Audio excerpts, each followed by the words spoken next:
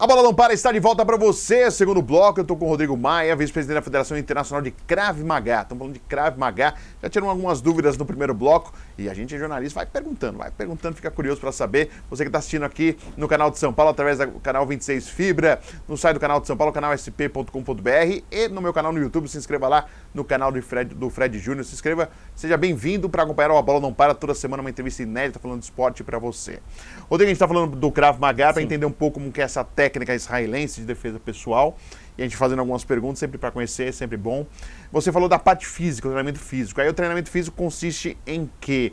O que vocês preparam a pessoa? Porque é por isso aquela dúvida, né? É esporte ou não é? Porque tem essa preparação física, além da preparação mental que a gente vai perguntar também. Mas a preparação física consiste em quê?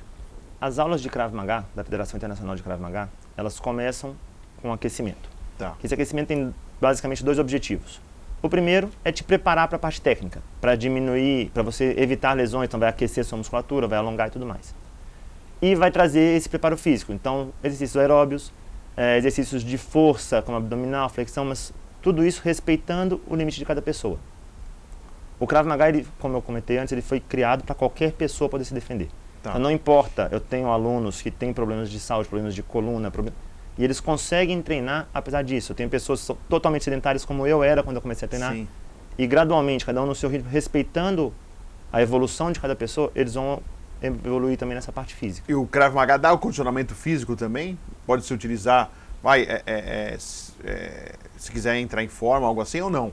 O treinamento físico é exatamente só para você estar apto a fazer os movimentos, Rodrigo? O objetivo do Krav Maga não é emagrecer. Tá. Mas dependendo da aula, do que vai ser ensinado naquela aula, você pode perder até 800 calorias em uma hora de aula. É mesmo? Então tem um gasto calórico considerável aí dentro. Claro. Tá.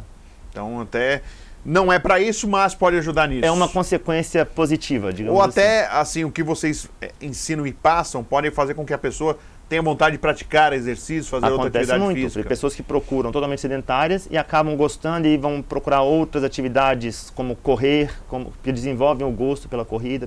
Acontece sim, é bem normal acontecer. A partir do momento que você tira a pessoa da inércia, ela começa a movimentar e falei, como eu me identifiquei com o Krav Maga, fui cada vez mais e a pessoa também pode se aprofundar cada vez mais. Tá. Existem alguns movimentos, são chamados alguns conhecidos aqui. Eu queria que você falasse um pouquinho de alguns movimentos que existem do Krav Maga de defesa pessoal. Normalmente o que vocês ensinam o quê?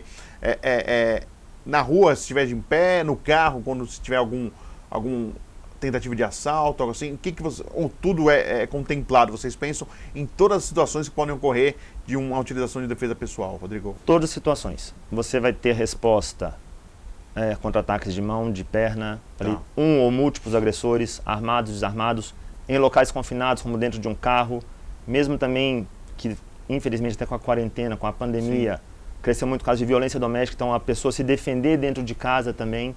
Então, para qualquer situação, você vai ter resposta no Krav Maga. Eu vi aqui, tem técnicas, guerra de rua, contra-ataque, coice, joelhada, tem essas técnicas? Ou eu estou falando... alguns nomes aí são... Mas o nome pouco importa, até porque no Krav Maga a gente não usa muito nomes de golpes. Sim, sim. A gente usa a descrição do movimento. Tá.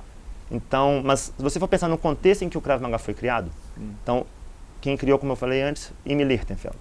Então, ele nasceu em 1910, em Budapeste, cresceu na Bratislava, e ele foi para o que hoje a gente conhece como Estado de Israel, na década de 40, quando os movimentos fascistas estavam crescendo, ganhando muita força na Europa. O IME, ele era campeão de boxe, campeão de luta greco-romana. Porque me falaram que tem um pouco do boxe ali, tem uma raiz do boxe. O IME, ele era campeão, ele era lutador de boxe e campeão, ele também era nadador, então ele era um excelente atleta. E ele sabia exatamente o que funcionava no ringue, onde você tem duas pessoas competindo com regras definidas, um juiz, e a realidade da rua, que era outra. Então ele começou a desenvolver as técnicas do Krav Maga com esse objetivo, de que ele e os próximos ele pudessem se defender e defender o bairro judeu onde ele morava dos ataques. Então, na rua era qualquer tipo de agressão. Então você me pergunta, é para isso?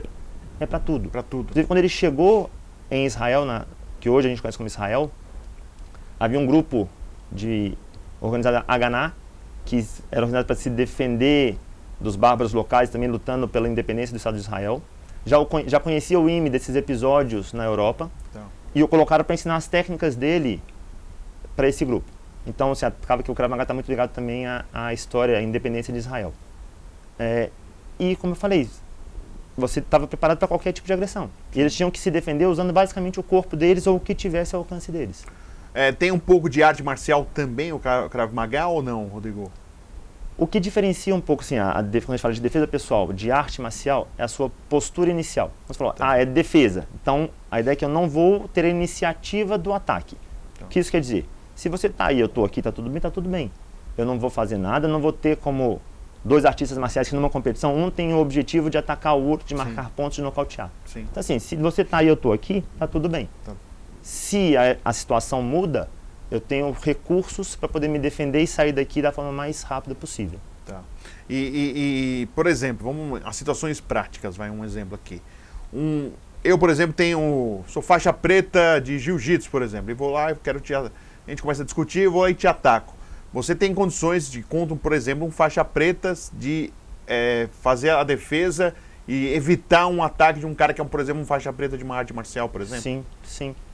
Até porque quando você está numa situação dessa... Eu estou tirando uma situação hipotética, mas só para a pessoa tentar ilustrar. A pessoa não espera que eu vá ter uma reação. E se você pensar em artistas marciais, eles...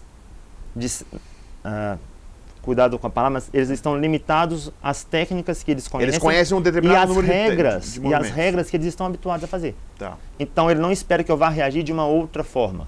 Então, se você vier tentar me pegar para me levar para o chão, eu vou reagir, que seja uma joelhada no meio das suas pernas, um chute, que você já caiu, sair, resolveu, ou vou para cima de você para poder... que você não levante para me atacar novamente. Tá. Por isso até que no Krav Maga, a defesa e o ataque são simultâneos, para não dar a oportunidade ao agressor de tentar uma segunda agressão. Você veio, eu me defendi, já contra-atacando, eu resolvi a situação, eu saí e acabou. Tá. Pronto. Entendi. É uma coisa que leva poucos segundos, a ideia é essa. Eu não vou ficar... É coisa rápida, você não vai ter um confronto com o cara na rua, rolando com o cara. Você citou o jiu-jitsu. Sim. Eu vou evitar ao máximo que você me leve para o chão, e se eu errar em algum momento e você me levar para o chão, eu vou sair do chão o mais rápido possível. Eu não vou ficar rolando com você no chão, porque, de novo, na rua não tem regras. Sim. Então, mesmo que eu te leve para o chão e te imobilize, chega um amigo seu, me chuta minha cabeça, Então, não, a ideia é o mais rápido possível, com o menor número de golpes, o menor esforço, eu me desvencilhar e sair. Essa é a ideia. Por exemplo, você tem o jiu-jitsu, claro que o jiu-jitsu é uma arte marcial, é uma técnica, né, esportiva, de combate, de luta, onde nós tivemos já mau exemplos, pessoas que treinaram jiu-jitsu para ficar brigando na rua, bater nas pessoas, causar confusão em balada e festa e tal. O Krav Maga tem, infelizmente, aqueles que podem usar para o lado errado, o lado de ser um valentão na rua, ser um cara que utiliza a técnica para fazer o mal para alguém sem necessidade, Rodrigo? Ou é mais difícil, pelo que vocês mostram em si? Dentro do trabalho que a Federação Internacional de Krav Maga desenvolve, isso nunca aconteceu, porque tem um cuidado muito grande dos instrutores.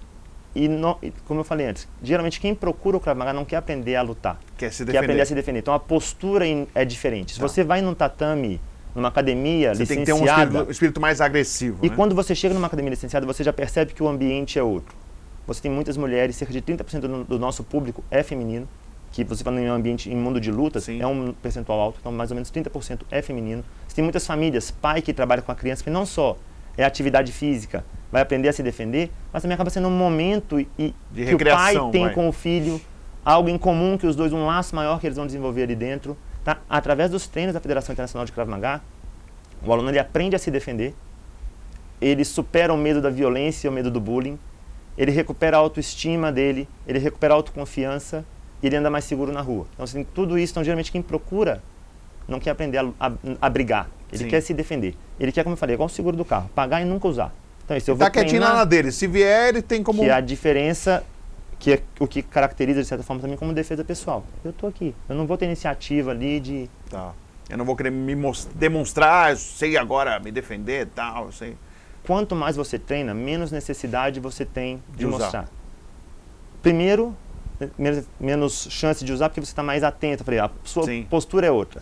Um agressor vai procurar a vítima mais fácil, mais frágil. Tá. Se eu estou atento, eu estou preparado para a situação, por que ele vai vir em cima de mim, não em cima daquele outro que está distraído falando no telefone no meio da rua e não está vendo o que está acontecendo?